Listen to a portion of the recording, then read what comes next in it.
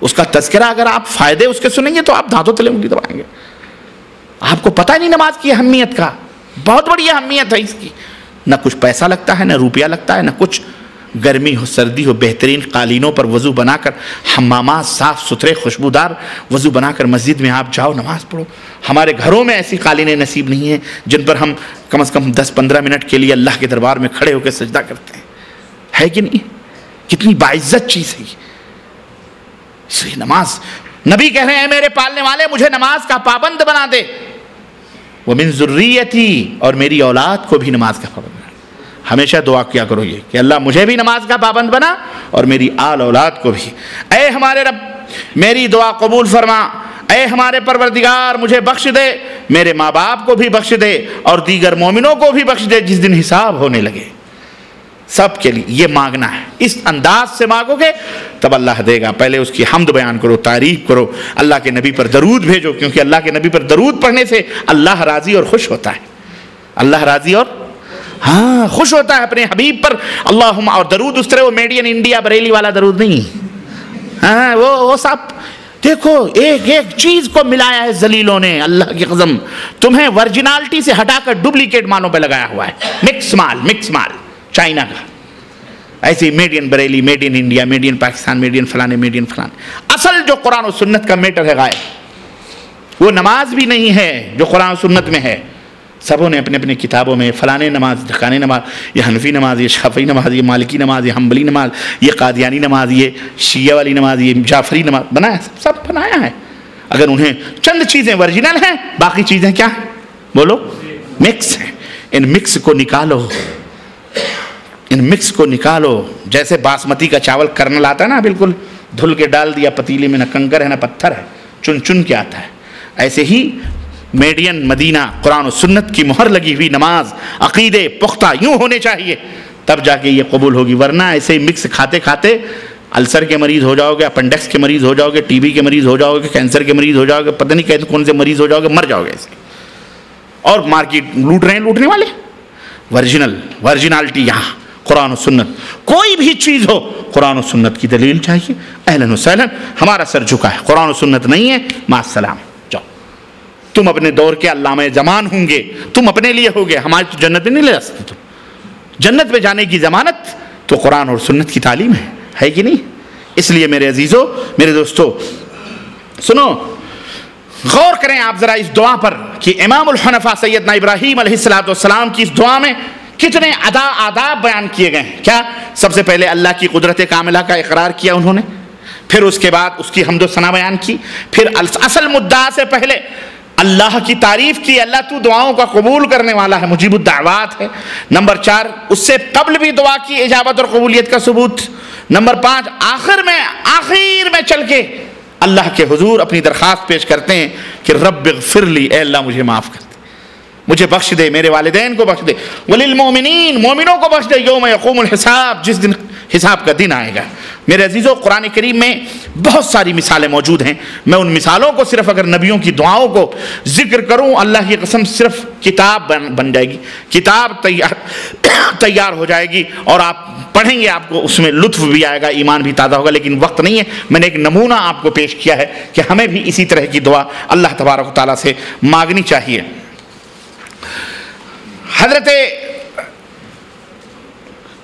حدیثوں میں بھی اس کا ذکر ہے. حضرت انس بن مالک رضی اللہ تعالیٰ عنہ فرماتے ہیں کہ ایک بار میں نبی کریم صلی اللہ علیہ وسلم کی خدمت میں حاضر تھا اور کچھ ہی دور ایک شخص کھڑا نماز پڑھ رہا تھا، جو رکوع اور سجدے اور تشہد سے فارغ ہوا تو دعا کرنے لگا اور اپنی دعا میں کہہ رہا تھا کہ اللہم انی اسألک بأن لک الحمد لا الہ الا انت المنان بدیع السماوات والارض یا ذا الجلال والاکرام یا حی یا قیوم انی اسألک الجنہ واعوذ بک من النار. سنن نسائی کے اندر یہ حدیث اور ابو داؤد کے اندر بھی، ابن ماجہ کے اندر بھی یہ حدیث ہے. اس کی یہ دعا سن کر نبی کریم صلی اللہ علیہ وسلم نے اپنے صحابہ سے فرمایا کہ تم لوگ کیا سمجھ رہے ہو کہ اس نے کس واسطے سے مانگا ہے؟ صحابہ نے جواب دیا کہ اللہ اور اس کا رسول بہتر جانتے ہیں. تو آپ صلی اللہ علیہ وسلم نے ارشاد فرمایا، اس ذات کی قسم جس کے قبضے میں میری جان ہے، اس نے اللہ کے اس عظیم نام کا وسیلہ دے کر اس عظیم نام کا وسیلہ دے کر دعا کی ہے کہ جب جب اس نام کے وسیلے سے دعا کی جائے تب تب وہ دعا قبول فرماتا ہے. تو اس کے ناموں کا وسیلہ لے کر دعا کرو گے تو اللہ تعالیٰ بولو دعاؤں کو قبول فرماتا ہے. اور سوال کیا جائے تو اللہ تبارک تعالیٰ وہ ضرور دیتا ہے. اب ترجمہ سنو اس نے کس طرح کی دعا کی تھی. ترجمہ ذرا سن لو. اس نے کیا کہا تھا اپنی دعا میں جس کے بارے میں اللہ کے نبی نے اتنی بڑی فضیلت بیان کی. اس نے کیسے کی؟ اے اللہ میں تجھ سے اپنی حاجت مانگتا ہوں اس وسیلے سے کہ ساری تعریف تیرے ہی لیے زیبا ہے. ساری تعریف تیرے سوا کوئی معبود نہیں. تو بہت احسان کرنے والا ہے. آسمان و زمین کو ایک نرالے انداز سے پیدا کرنے والا ہے. کتنی بڑی بڑی تعریف اللہ تعالیٰ کی لیے. بدیع السماوات والارض ہے. زمین آسمان کو نرالے انداز سے پیدا کرنے والا ہے. اے عزت و جلال والے معبود، اے حی زندہ رہنے والے معبود، ہر چیز کو قائم رکھنے والے معبود، میں آپ سے جنت کا سوالی ہوں اور جہنم سے پناہ چاہتا ہوں. اسألک الجنہ وَأَعُوذُ بِكَ مِنَ النَّارِ. تجھ سے جنت چاہتا ہوں اور جہنم سے پناہ چاہتا ہوں. کتنی اچھی دعا ہے. اس پر اللہ کے رسول صلی اللہ علیہ وسلم نے اس کو فرمایا کہ اس مختصر کتنی پیاری دعا کہ جب جب اللہ سے اس طرح کی دعا مانگی جائے تو اللہ تعالیٰ قبول فرماتا ہے. تو اس آیت کریمہ سے اور اس حدیث سے دلیل سے وسیلے کی ایک قسم کا ہم کو پتہ چلا کہ جب دعا کی جائے اللہ کے ناموں اور اللہ کے صفات کے وسیلے سے تو اللہ ان دعاؤں کو قبول فرماتا ہے. دلیل موجود ہے قرآن کی اور حدیث کی بھی آپ کے سامنے آ گئی. بات سمجھ گئے کہ نہیں سمجھ گئے؟ دوسرا وسیلہ جائز ہے. یہ بھی وسیلہ جائز. اور دوسرا وسیلہ اعمال صالحہ کا وسیلہ. اعمال صالحہ کا وسیلہ لینا.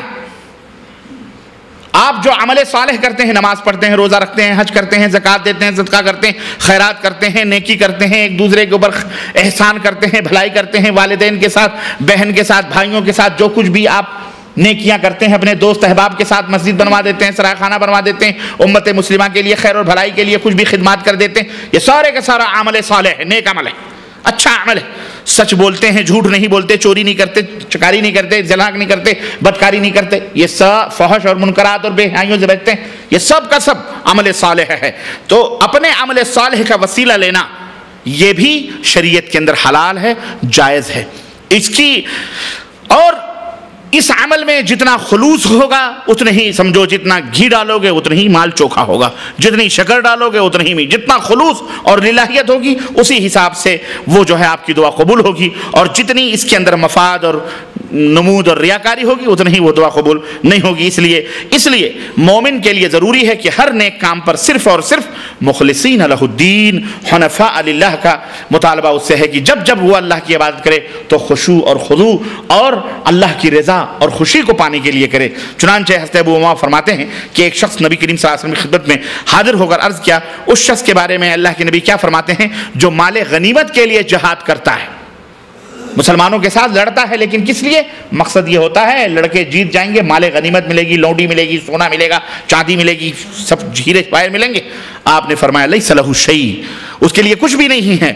سائل نے یہی بات تین دفعہ کہ وہ نام و نمود کے لیے، دکھاوے کے لیے، آپ نے فرمایا اس کے لیے کچھ بھی نہیں ہے، کچھ بھی نہیں. 3 دفعہ یہی جواب دے. پھر اللہ تبارک تعالیٰ، پھر اللہ کے رسول صلی اللہ علیہ وسلم نے فرمایا سنو ان اللہ لا يقبل من العمل الا ما كان له خالصا وابتغي به وجهه. اللہ تبارک تعالیٰ صرف وہی عمل قبول فرماتا ہے جو خالص اللہ کو خوش کرنے کے لیے کیا گیا ہو اور اس عمل کے ذریعے اس کی مرضی اور اس کی رضا مطلوب ہو. اللہ صرف وہی عمل قبول فرماتا ہے، بقیہ سارے اعمال منہ پہ مار دیے جاتے ہیں. یہ جو میں کھڑا ہوں اگر یہ اللہ کی خوشی کے لیے نہیں ہے تو یہ بھی بیکار ہے. ہم آئے ہیں اتنی دور سے اللہ کی رضا اور خوشنودی نہیں، اپنی ریاکاری، نمود، دکھاوا، مجھے لوگ علامہ کہیں، مجھے لوگ عالم کہیں، یا آپ کہیں بھی ربانی صاحب کے درس میں گئے تھے، فلانا سیکھ کے آئے، اگر یہ نیتیں ہیں تو بیکار ہے، اس کا کوئی فائدہ نہیں ہے. اللہ ہمیں ایسے ریاکاری اور نمود سے محفوظ رکھے اور اللہ ہمارے اس عمل کو عمل خالص لوجہ اللہ، اللہ کے رضا کے لیے اللہ تعالیٰ اسے بنا دے. آمین یا رب العالمین. اللہ کے رسول صلی اللہ علیہ وسلم فرماتے، اور سنو کیوں اللہ مار دے گا منہ پہ؟ کیوں؟ اس لیے کہ اس دنیا میں اللہ کے ہاں مچھر کے پر کے برابر بھی اس کی کوئی حیثیت نہیں. اللہ کے رسول صلی اللہ علیہ وسلم فرماتے ہیں دنیا ملعونۃ وملعون ما فیہا الا ما مبتغی بہ وجہ اللہ، دنیا خود بھی ملعون ہے اور اس کے اندر جو کچھ بھی ہے سب ملعون ہے سوائے اس چیز کے جس کے ذریعے رب کی رضا حاصل کی جائے، اللہ کی خوشی حاصل کی جائے، وہی محترم ہے اور وہی معزز ہے، باقی سب چیزیں کیا ہیں؟ ملعون ہیں۔ اس لیے ہر مومن کو چاہیے کہ اس کے پاس ایسے اعمال کا کچھ نہ کچھ ذخیرہ موجود ہو جس میں شرک کا کوئی بھی شائبہ موجود نہ ہو اور خزانہ موجود ہو ایسا جس میں زیادہ سے زیادہ اللہ کی رضا اور اللہ کی خوشنودی موجود ہو۔ چنانچہ جو اللہ کا جتنا ہی مقرب ہوگا تو اس سے متعلق اللہ رب العزت نے ارشاد فرمایا کہ لئن سألنی لأعطینہ، اگر وہ مجھ سے مانگے گا تو میں اسے دوں گا، اگر اس نے میرے لیے عمل کیا ہے جب وہ مانگے گا میں اسے دوں گا۔ تو اس طرح سے ہمیں یہ معلوم ہوا میرے عزیزوں کہ عمل کا اعمال صالحہ کا وسیلہ لینا ہمارے لیے حلال ہے۔ چنانچہ قرآن کریم سے ایک مثال میں دے کر اور حدیث سے ایک مثال دے کر میں اپنی بات کو آگے بڑھاؤں کہ اعمال صالحہ کیسے۔ سنو، عیسیٰ علیہ السلام کے حواریوں کے ذکر میں اللہ تعالیٰ فرماتا ہے کہ انہوں نے دعا کی، کیا؟ ربنا آمنا بما انزلت واتبعنا الرسول فاکتبنا مع الشاہدین، اے ہمارے پالنہار معبود، ہم تیری اتاری ہوئی وحی پر ایمان لے آئے اور ہم نے تیرے رسول کی اتباع کی، اس لیے تو ہمارا نام گواہی دینے والوں کے ساتھ لکھ دے۔ تو رسول کی اتباع کرنا یہ نیک عمل ہے، اچھا عمل ہے کہ نہیں؟ بولو۔ انہوں نے رسول کی اتباع کو وسیلہ بنایا، انہوں نے ایمان کو وسیلہ بنایا۔ اس سے پتہ چلا کہ عمل صالح کو وسیلہ بنانا کیا ہے؟ حلال ہے اور جائز ہے۔ اسی طرح حدیث میں حضرت ابراہیم علیہ، مختصر واقعہ میں بیان کروں، حضرت ابراہیم، حضرت سارہ جو حضرت ابراہیم کی بیوی تھی، گئی، آپ کو واقعہ معلوم ہوگا، فرعون کے بستی میں پہنچے، بڑی خوبصورت تھی حضرت سارہ، دنیا کی سب سے حسین ترین عورت تھی حضرت ابراہیم کی بیوی۔ چنانچہ فرعون کی خبیث کی یہ عادت تھی کہ جب بھی کسی خوبصورت عورت کو دیکھتا تھا تو وہ اپنے محل سرا میں بلا لیتا تھا عیاشی کے لیے۔ تو حضرت ابراہیم علیہ السلام کو بلایا، اس نے کہا یہ کون ہے؟ تو بیوی ہوتی تو بلا لیتا، تو حضرت ابراہیم نے توریہ کیا، یعنی کیا کہا؟ یہ ہماری بہن ہے۔ اور حضرت سارہ سے کہا اسلام میں ہم سب بھائی بہن ہیں، ہر مومن ایک دوسرے کا بھائی ہے، اس نحس سے ہم دونوں اسلامی بھائی ہیں، تو ہم اس سے کہہ دیں گے کہ تمہاری بہن ہو اور تم کہہ دینا ہمارے بھائی ہیں تو بچ جائیں گے۔ چنانچہ حضرت ابراہیم نے کہا یہ ہماری بہن ہے، لیکن اس کے باوجود بھی اس خبیث نے کیا کیا؟ حضرت سارہ کو گرفتار کروایا اور اپنے محل میں بلوایا۔ چنانچہ جب بدنیتی کے ساتھ اس نے اپنا ہاتھ بڑھانا چاہا حضرت سارہ پر تو حضرت سارہ باوضو ہو کر نماز پڑھنے لگی اور اللہ تبارک تعالیٰ سے انہوں نے دعا کرنے لگی، اور اللہ سے کیا دعا کی محل میں؟ اللہم ان کنت تعلم انی آمنت بک وبرسولک واحسنت فرجی الا علی زوجی فلا تسلط علی الکافر، اے اللہ تو جانتا ہے کہ میں تجھ پر ایمان لائی ہوں، تیرے رسول پر بھی ایمان لائی ہوں، تجھ پر بھی ایمان لائی ہوں، تیرے رسول پر بھی ایمان لائی ہوں، اور میں نے اپنے شوہر کے علاوہ شرمگاہ کی حفاظت کی ہے، میں کبھی زنا نہیں میں نے کروایا ہے، میں نے اپنے تو یہ عمل ہے نا، زنا نہ کرنا، بے حیائی سے بچنا، یہ عمل صالح ہے۔ انہوں نے عمل صالح کو وسیلہ بنایا، اے اللہ تو یہ جانتا ہے مجھے اس ظالم سے نجات دے دے، اس کافر سے نجات دے دے۔ چنانچہ حدیثوں میں آتا ہے کہ آپ نے ابھی اپنی دعا سے ہاتھ بھی نیچے نہ اٹھائے کہ اس فرعون کے اوپر مرغی طاری ہو گئی اور تشنج کا شکار ہو گیا، وہیں پتھر بن کر کے کھڑا ہو گیا، کیفیت طاری ہو گئی، یعنی ایسا جام ہو گیا اس کا ہاتھ اور پیر کہ وہیں گر گرانے لگا، روزانہ میرے لیے دعا کر دے تو جادوگرنی ہے، میرے لیے دعا کر دے تو جادوگرنی ہے، میں تجھے چھوڑ دوں گا۔ تب انہوں نے اللہ سے دعا کی، پھر اس کو اللہ تعالیٰ نے اس کی اپنی ایسی حیات پہ لوٹا۔ تو یہاں پر دلیل اس بات کی کیا ہے کہ حضرت سارہ نے کیا کہا؟ میں نے تیرے اوپر ایمان لائی ہوں، تیرے نبی پر ایمان لائی ہوں، میں نے اپنی شرمگاہ کو اپنے شوہر کے علاوہ کسی کے لیے حلال نہیں کیا ہے۔ تو عمل صالح کو وسیلہ بنایا تو اللہ تبارک تعالیٰ نے ان کی دعا کو کیا کیا؟ قبول فرمایا۔ تو عمل صالح کو وسیلہ بنانا بھی جائز ہے۔ اور حدیث کی دلیل ایک اور میں آپ کو بتاؤں، اور آپ کو معلوم ہے وہ 3 غار والوں کی روایت آپ سب میں سمجھتا ہوں بچپن میں بھی پڑھے ہوں گے کہ 3 آدمی تھے، غار میں گئے اور غار کا وہ ڈھک گیا، تو انہوں نے کہا، ایک نے کہا میں اپنے ماں باپ کی خدمت کرتا تھا، اللہ مجھے غار پتھر ہٹا دے، پتھر ہٹ گیا۔ دوسرے نے کہا اے اللہ تیری رضا کے لیے میں نے ایک دفعہ ماں باپ کو دودھ پلایا، کیا کہتے ہیں، ایک دفعہ جو ہے میری چچیری بہن تھی، میں اس کے اوپر عاشق تھا، اے اللہ میں تیرے خوف سے میں نے اس کو معاف کر دیا اور میں نے زنا نہیں کیا جبکہ میں زنا کے قریب تھا. اے اللہ ایک آدمی میرے پاس چھوڑ گیا تھا پیسہ, میں نے اس کے پیسے کو بڑھایا تیری رضا کے لیے, پھر میں نے اس کو دے دیا, میں نے اس میں سے کچھ بھی نہیں کھایا. اے اللہ یہ سب تیری رضا کے لیے تھا. تینوں نے دعا کی تو اللہ تعالیٰ نے اس غار کے پتھر کو ہٹا دیا. اس طرح سے وہ لوگ اس غار سے باہر نکلے. تو یہ دلیل ہے اس بات, یہ صحیح بخاری کی روایت, یہ اس دلیل ہے اس بات کی کہ عمل صالح کو وسیلہ بنانا بولو جائز ہے. آپ بھی نماز پڑھتے ہو, اے اللہ میں نے فلاں کو صدقہ دیا, خیرات دیا, اے اللہ میں نے آج کی نماز پڑھی ہے, اے اللہ تیری رضا کے لیے کی, اے اللہ میں غریب ہوں, میں مجھے روزی دے دے, میں بیمار ہوں مجھے شفا دے دے, میرے بچے بیمار. اس طرح سے اللہ سے نمازوں میں اس سے اپنے عمل صالح کا آپ وسیلہ لیں, دعا کریں, آپ کے لیے حلال ہے, جائز ہے, جیسا کہ حدیث سے ثابت ہے. اچھا تیسری چیز اور آخری چیز کیا ہے جس سے کہ وسیلہ لینا جائز ہے, اور اس سلسلے میں بہت ساری روایات موجود ہیں, وہ ہے